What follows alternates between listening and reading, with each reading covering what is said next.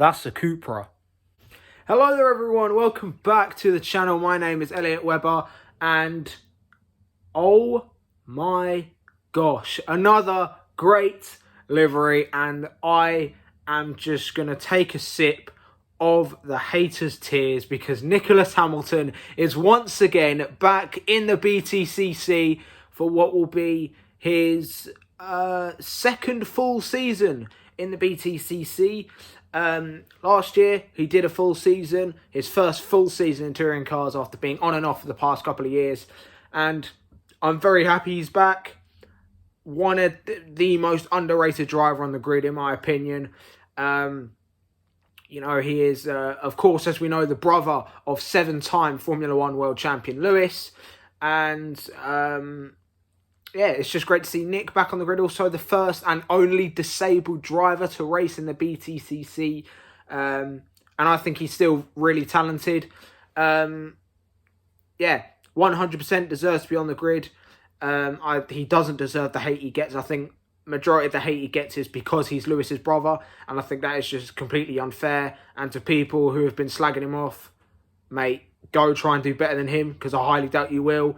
Last year, scored his first ever points, which was absolutely fantastic to see him, especially not only that, he was in the slowest car, in that Volkswagen Passat with Team HARD. Of course, as we know, he's also had a lot of help from Rocket, which is, of course, the phones company, I believe, or something like that. So he's got sponsorship, he's got money, of course. So, of course, he brings backing to the team, but also he is a huge asset to Team HARD.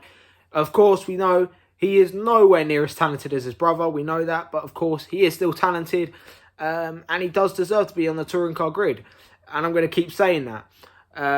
He is in, we now know, of course, he is in that Cupra, the new Team HARD car.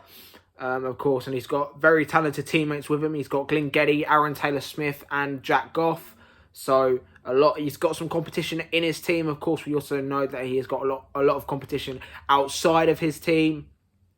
Once again, the grid stacked with talent. And yeah, I think this year is going to be a really good year for him. I think he's going to have a breakout year. I think he's going to be aiming for Jack Sears Trophy victories and podiums. Not overall podiums, nowhere near. I don't think he's going to get any overall wins. But if he can get a top 10, I would be really happy, because he thoroughly deserves it, especially after all the hate that he gets. And so, yeah, I suppose this is a good segue to move into my predictions for Nick. So, yeah, my predictions for Nick Hamilton. Well, he's not going to run away with the championship, no way.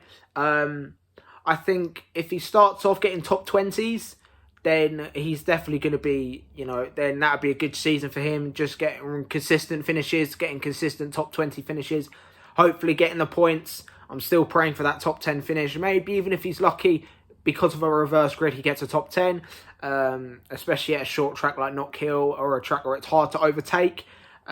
He'd definitely, you know, benefit if he got into a top 12, and, you know, and you know, if he finished 12th, let's say, in a race 2, and for race 3 he gets put on pole, I definitely think he'll be definitely in with a shout of a top 10. But yeah, he's still got a lot to prove, 100%. But yeah, I think this year is going to be probably Nick's best year in touring cars. Like I say, of course, he's no Lewis. He's no Lewis, and he's no Matt Neal. He's no Jason Plato. He's no Ash Sutton. But I think he can definitely give him a good car, and I think he can fight in that midfield.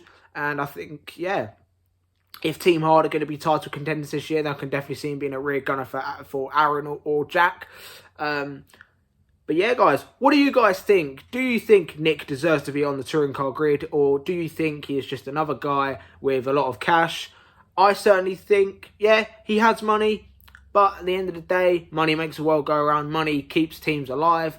And yeah, I'm very excited for May to come around, coming into Thruxton. Nick has actually had a good track record there. He's had some decent results there in Clio's. So I think we have to see. I think this year will be the best we see of Nick.